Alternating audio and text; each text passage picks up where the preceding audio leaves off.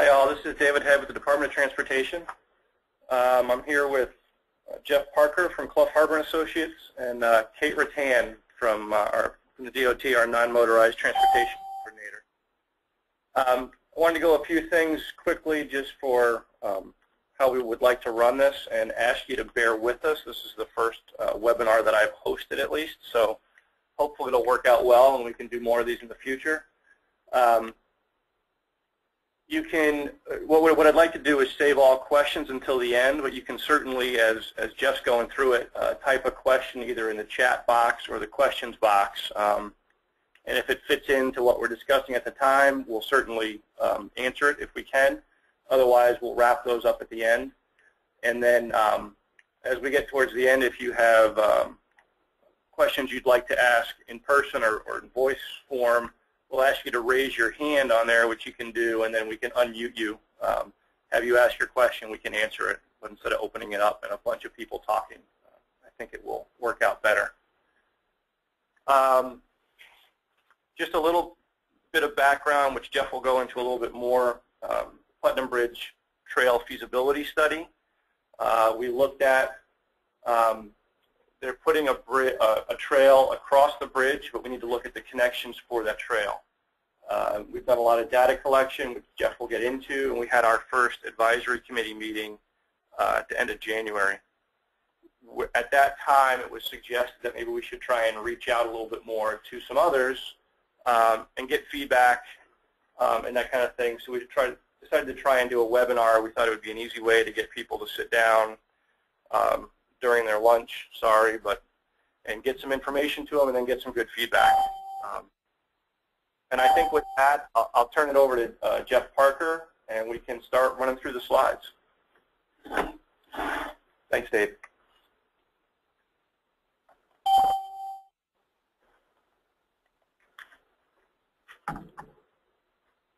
Just work out. Go to application. Click on Putnam. All right, there we go.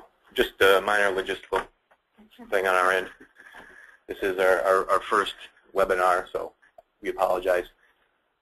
Just quickly, the agenda, the information that we want to cover. We'll give you some more background on the purpose of this study, as well as the scope and some of the things that we're going to be doing as part of this effort.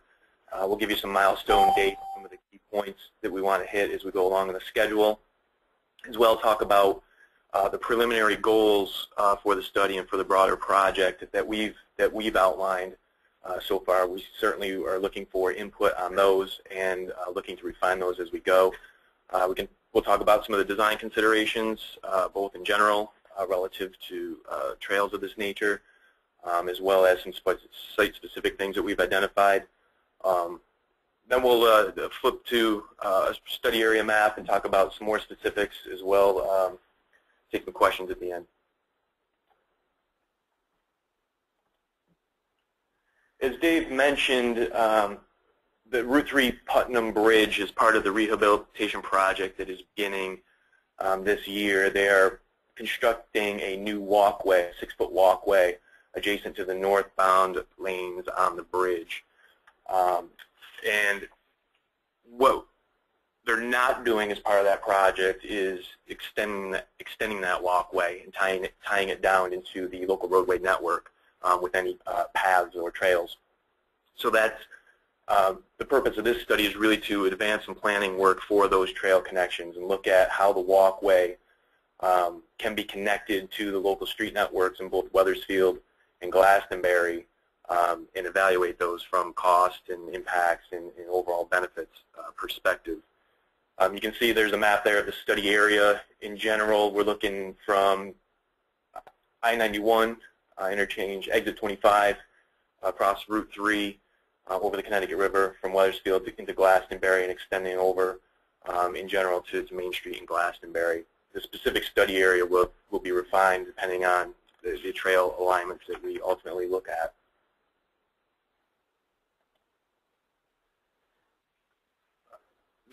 The scope of the study generally includes 4 tasks. The task 1 covers project coordination, and that's really ongoing throughout the study process. It includes stakeholder coordination meetings, meetings with DOT, this webinar. We also have a number of advisory committee meetings. We have established an advisory committee with representatives from Wethersfield and Glastonbury and Connecticut Deep, as well as East Hartford and Goodwin College. Our first meeting was at the end of January, and we expect to have 2 or 3 more of those throughout the project.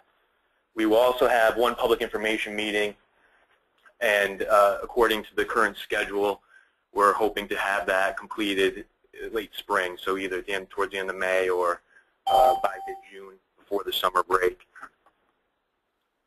Task 2, data collection and research. We're well through that process, looking at the existing area, some of the existing multimodal accommodations, bicycle facilities, existing sidewalks, transit services, things of that nature, collecting some of the background data as far as plans of conservation and development, some of the as-built plans for the bridge and for the rehab project, as well as doing our site visits. So we're most of the way through that process, and we're always taking information along the way as it comes in.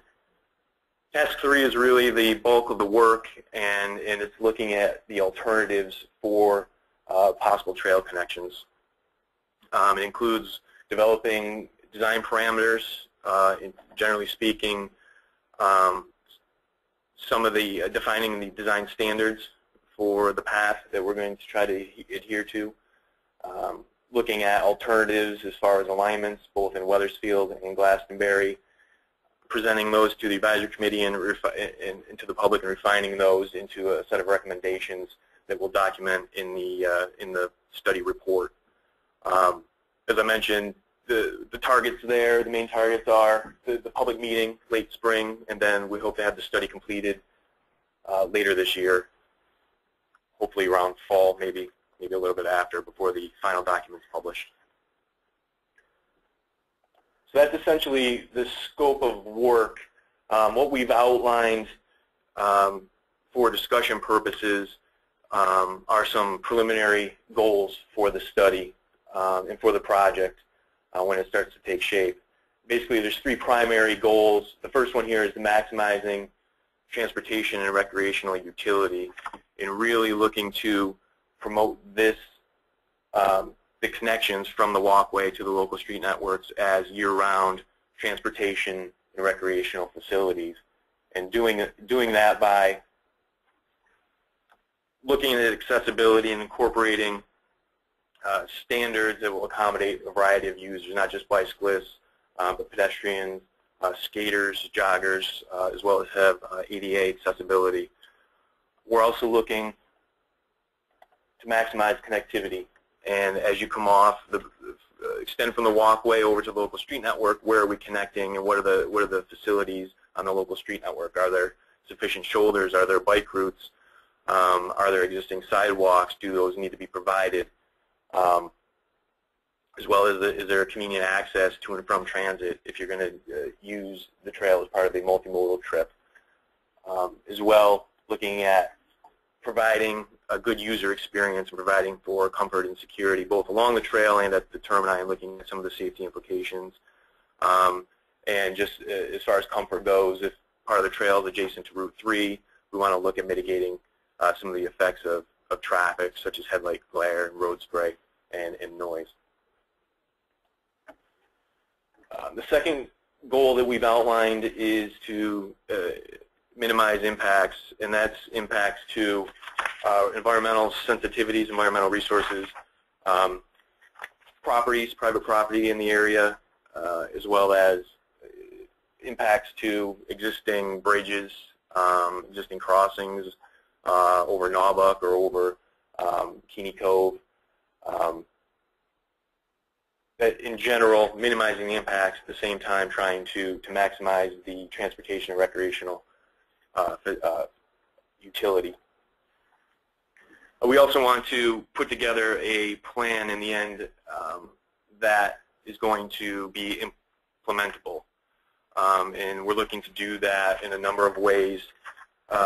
Provide a plan that responds to community needs and community priorities. And that's why we've established the advisory committee. That's why we're doing our outreach, because we want to get input on what makes sense as far as these trail connections. What do we want to provide in the plan that's going to be able to move forward into design and construction ultimately. Looking at some of the physical constraints and providing for cost-effective solutions, as well as looking at what the permitting requirements are going to be along the way.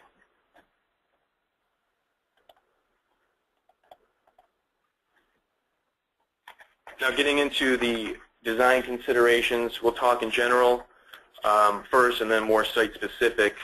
And generally speaking, what we're looking to provide as far as connection from the walkway to the street network on both sides is, by definition, a shared use path. And what that is a bikeway that is physically separated from vehicular facilities, either by a buffer area, open space buffer, or by a physical barrier. Shared use path, by definition, as well, is used by pedestrians, joggers, bicyclists, as well as others, and it's designed for two-way travel. That's an important aspect, that the connections will be designed for two-way travel, but it's important to note that the walkway itself on the bridge is going to be 6 feet, between 6 and 7 feet wide, and that is intended for, it can accommodate walking in both directions. It won't be necessarily accessible for on-bike travel in both directions. Now, as far as some of the design standards, looking at a 10-foot minimum width, maximum grades of 5% in accordance with ADA guidelines, some offsets, shoulders 3 to 5 feet wide, as well as if there's a railing or some other barrier protecting areas of drop-offs, having a 1-foot offset to that railing.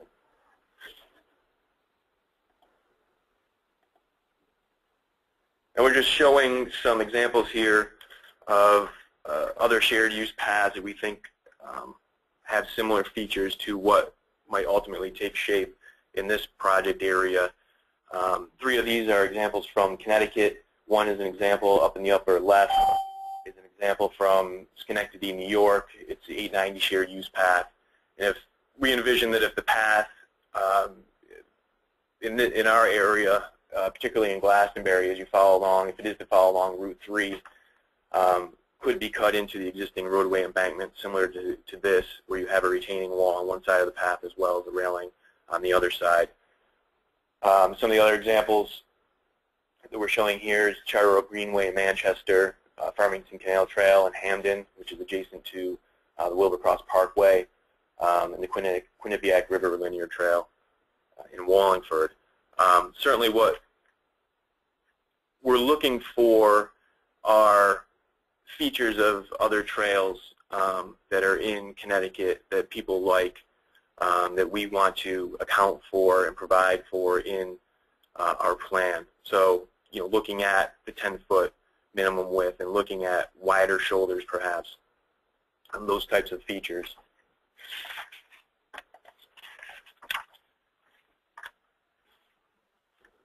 A little bit more specific to the project area, and we'll look at a map in a minute here, but just to put everything in reference, the walkway that we mentioned is going to be on the bridge adjacent to the northbound side, the northbound lane. So as you're traveling from Wethersfield to Glastonbury, it's going to be off to the right. That's kind of where we're starting from and working off from the bridge to a touchdown point in Wethersfield, as well as a touchdown point in Glastonbury. So at the other end of the trip, the path termini, some of the things that we're considering or that we're looking at as far as connectivity, where we touch down, what is the situation as far as existing sidewalks?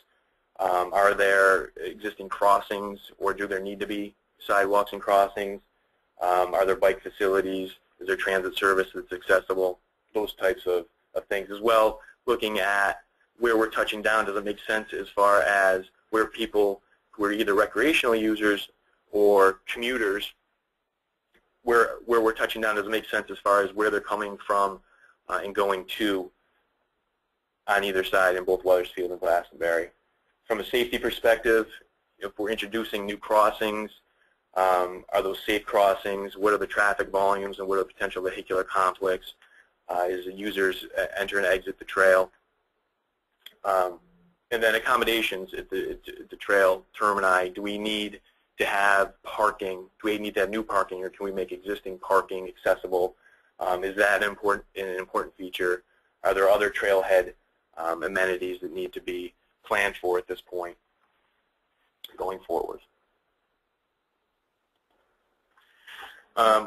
Before we jump to the map and look at some of these things in plan view, I just want to put a couple questions out there, things that we're looking for feedback from participants on, as well as just taking feedback on these types of things as we go through the process. And as far as termini and the path alignment and where we're touching down and where people are going to and from, what are the opportunities, what are the constraints, as well, what are the user needs, how can the access to the path and to the trail and the bridge ultimately, how can that be most convenient, and how can we plan for the maximum use of the facility? What are the features as far as design? What are the features that are important to users? Is it important to be most removed from vehicular traffic? Is it most important to be in an area that's up closer to the roadway so that you have the best lighting and visibility? And priorities, what are the most important things that can be planned for and built in ultimately into the design of a new facility? If there need to be trade-offs between impacts and some of the more important design features, what can those be based on some of the priorities?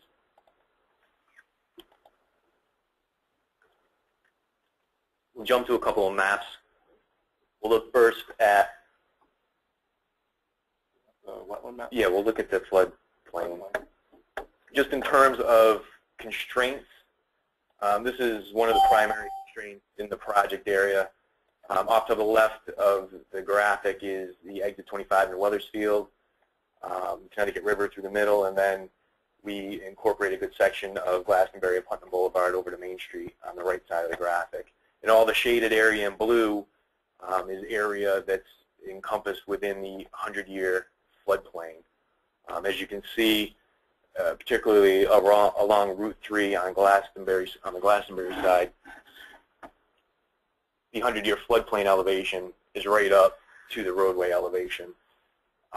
So it appears that the 100-year floodplain is not something that we're going to be able to avoid. So there will be some impacts to that ultimately, and it's going to be a matter of how can we minimize those, or is there another design parameter that we can look at and try to achieve.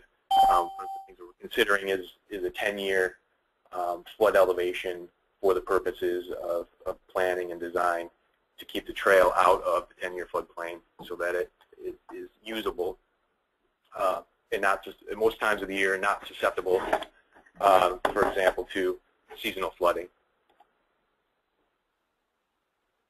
We'll jump to the project area map. Dave, is there any questions we want to we'll get back to Glenn's towards the end. Okay. So this is the first one? Yep. All right, start on the Weathersfield side. Yeah, we'll just pan over.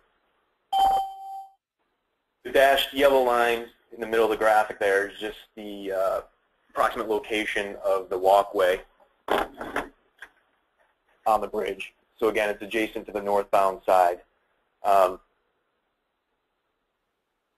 The walkway will terminate in this area, and it's a matter of how are we going to connect from here down to Great Meadow Road in Weathersfield. There's not an opportunity really to terminate anywhere else other than Great Meadow Road. The question becomes, what is the grade going up from Great Meadow to the walkway? How long does this alignment need to be? As well, there are some wetland constraints in this area that we need to be cognizant of and try to minimize impacts to. So those are some of the things we're considering as far as the connection in Weathersfield. As well, when we tie down to Great Meadow Road, what are some of the things that need to be planned for here? Great Meadow Road is part of the Heritage Way bike route. In Weathersfield, there are 4-foot shoulders and a little bit wider than that in some instances on Great Meadow Road, so it is satisfactory from a bike safety perspective. There is no sidewalk or no direct pedestrian accommodations other than the shoulder. So do we need to provide any short segments of sidewalk? Are there parking opportunities? Certainly we'd be providing a crosswalk or some sort of crossing in this area to complement the trail terminus. We'll also be looking to see if there's space that should be reserved for some trailhead amenities. Now moving across into the Glastonbury side, the bridge essentially terminates in this location. The walkway will terminate here as well, so we're going to come off the walkway with a path and continue either along the south side of Route 3. There's also an option that we're going to look at to loop down around and continue along the north side of Route 3. What we'll do is look at what the advantages are, if there are any, to going along the north side as opposed to the south side, and provide an assessment of the benefits, if there are any, to going to the north side as opposed to the south side. The other thing that we're considering here, and it's noted on the map, future connections to other facilities, and in this case there are plans that Goodwin College has for a future trail network that could extend along the river, that we could include a spur off of the main path or the main trail that would ultimately connect into a future trail network from Goodwin College. Now as we come across the area adjacent to Route 3, ultimately we need to cross Keeney Cove, which is right in this location. There are two existing crossings that could be considered. One is following along Route 3 and crossing Keeney Cove in this location and heading over towards Naubach Avenue as well. There could be an opportunity to utilize an existing bridge located at Point Road. One of the things that we talked to the advisory committee about at our meeting in January was whether this seemed to make sense as a feasible location to cross the cove. You can see in the aerial, if you look closely, it is underwater when this area was taken, probably late winter, early spring. So it is susceptible to seasonal flooding. We had another version of aerials that we were working with. The bridge was also underwater in that picture as well. So we know anecdotally that this crossing would not be usable, at least seasonally, and probably during most heavy rain events. So we're in the process of looking at ruling out this as a feasible crossing and a feasible connection, and looking more closely at what the opportunities are if you come across Route 3, either to the south or potentially to the north, across the cove in this area, and matching down to Naubach Avenue. So some of the things we highlighted here, if you were to come off and tie down to Naubach in this location, it would be a mid-block location between Glastonbury Boulevard and Putnam Boulevard up here. There are no sidewalks along this side of the road, along either side of the road in this area. There are a couple short segments of new sidewalk because there's a new development here, but no connection down to the existing sidewalk network on Glastonbury Boulevard. As well, there are no striped shoulders on Naubach Avenue, but there is room, particularly to the south, to provide for more defined bike facilities. Naubach Avenue going to the south does connect down to, it's off the map, but the Riverfront Community Center, and there's a desire in the Glastonbury plans to provide for a connection between the trail and the Riverfront Community Center, where they have their own trail network. There is opportunity to come off of Route 3 and continue up to Putnam Boulevard and provide a terminus here, or alternatively, if we're on the north side of Route 3, to come down and to terminate in the vicinity of Putnam Avenue, or Putnam Boulevard, excuse me. A couple of the opportunities associated with a terminus there is that Putnam Boulevard provides opportunity for an on-street bike facility, wider shoulders. Currently there's 12-foot lanes and 2-foot wide shoulders.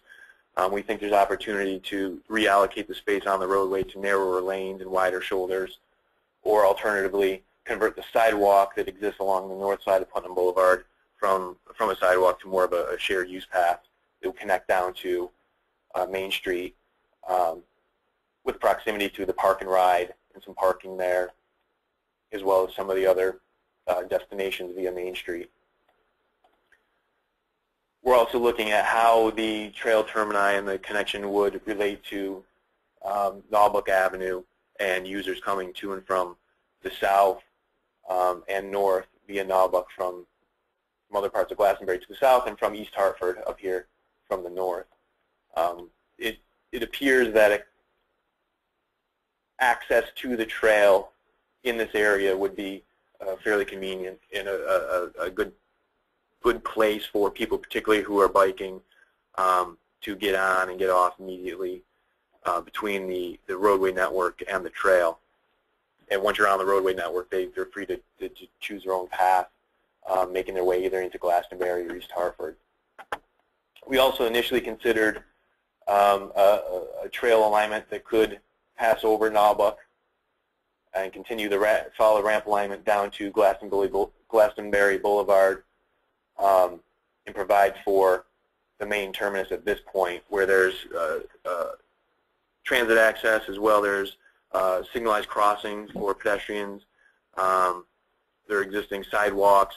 There's parking in the vicinity of this plaza that could be allocated to trail access. So that there's some conveniences and accommodations there that are attractive, but it would require extending the main trail either over Naubach and down, or across Naubach and continuing along here, which would be a mid-block crossing. Dave, is there anything that you want to call out? I think you've hit most of it. Okay. You know, one of the concerns the department has is mid-block crossings. That would be something we'd have to look at in the future as we get more defined. I think that was a good summary.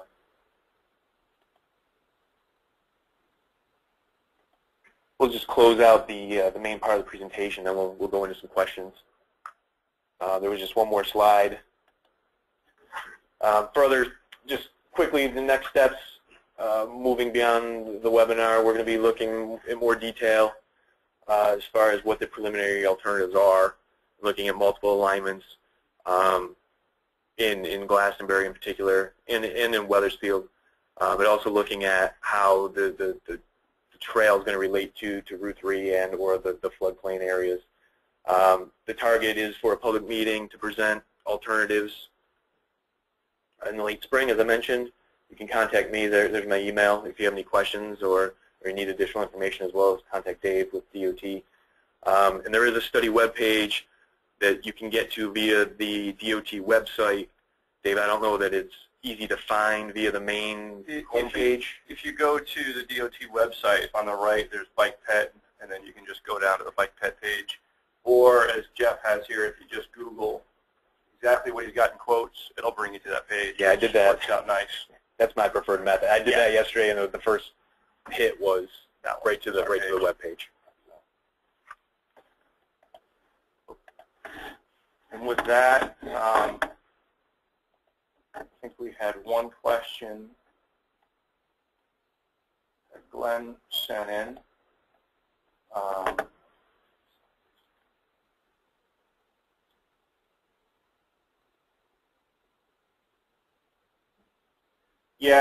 Glenn, we have those plans. I think that was for a boat launch type thing underneath the bridge, if I'm thinking of the right project. Can the participants see the question? Oh, I'm sorry. I don't know. This is the first time I've done it. Glenn Elliott from FHWA basically asked that there may be something to work with an old Connecticut DEEP and OLIS agreement with the department for either a rehab in the past or something, that there was a boat launch put in, and nothing was ever done with it because the town of Wethersfield at that time was not interested. At our AC meeting, the town did bring that up. So that's certainly something that we can look at, and we do have the plans for it. We have the information. I think it's important as far as this study not to preclude the implementation of a boat launch at some point in the future, should that be desired.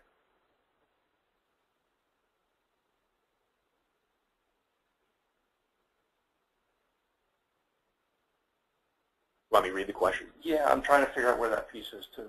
So we have a couple other questions. I'll just read the one that we're looking at now. It says the current roadway on the northbound side from the bridge to the exit of Glastonbury Boulevard has a very wide shoulder in most areas. Would it be necessary to utilize the existing space for access? Could we provide a substantial cost savings using that strategy compared to construction of a completely new access route? There is the shoulder along Route 3 for the whole entire length of the project, and in particular going down towards the ramp.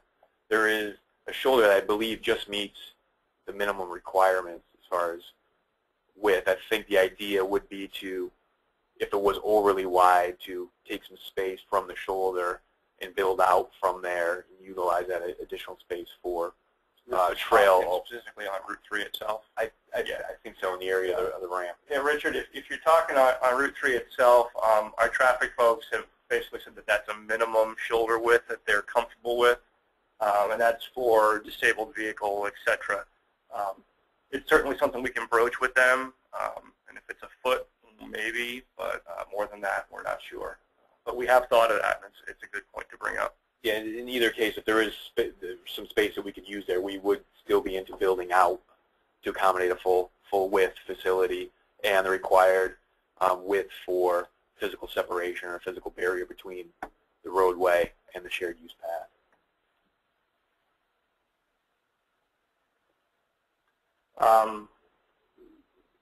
Anthony had a question or a comment question. Agree that the existing Keeney crossing would be inappropriate. Most important in this crossing is a consistent bike/ped crossing that doesn't put users at risk or remain unusable due to flooding.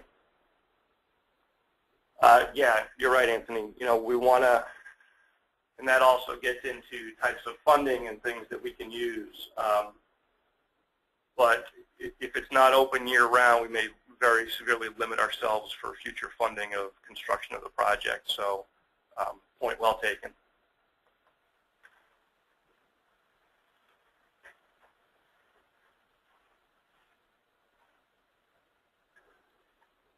You want to read that?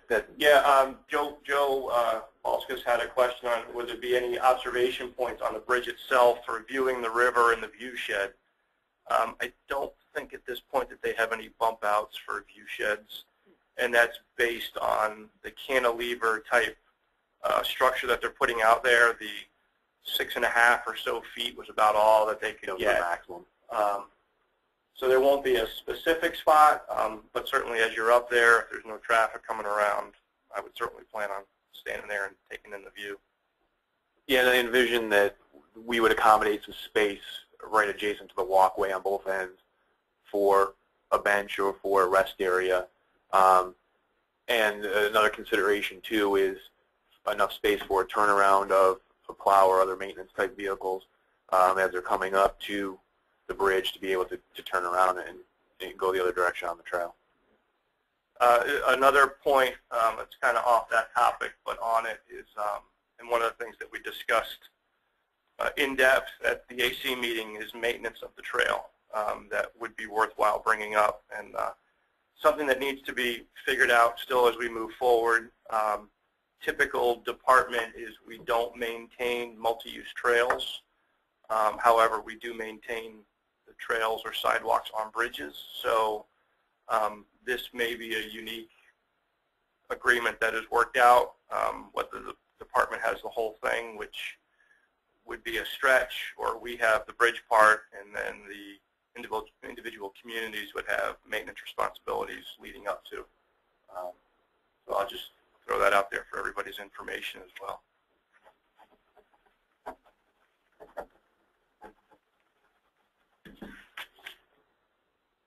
Yeah, if anybody has or would like to ask a question verbally over their microphone or phone, what I'd ask is if you can raise your hands on the thing, and I can unmute you, and you can ask your question to the group, and then we can try and get back to you.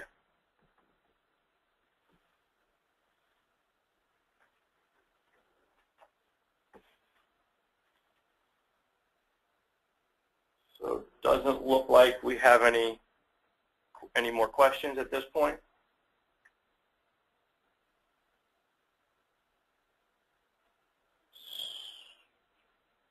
You want to leave it just open for a couple minutes? Is it Maher? I hope I didn't butcher your name too much. Projected date for opening of the trail.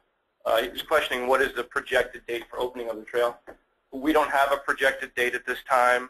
This is the initial study to determine A, if it's feasible, and B, what the potential impacts would be, as Jeff talked about, environmental, social, etc. And to set up a framework that the towns then can take and look for funding to be able to build and get the trail up and running. The bridge is going to be put in. I think construction of the bridge is scheduled for 2014, to start in 2014. But the connections to the trail will probably lag behind that.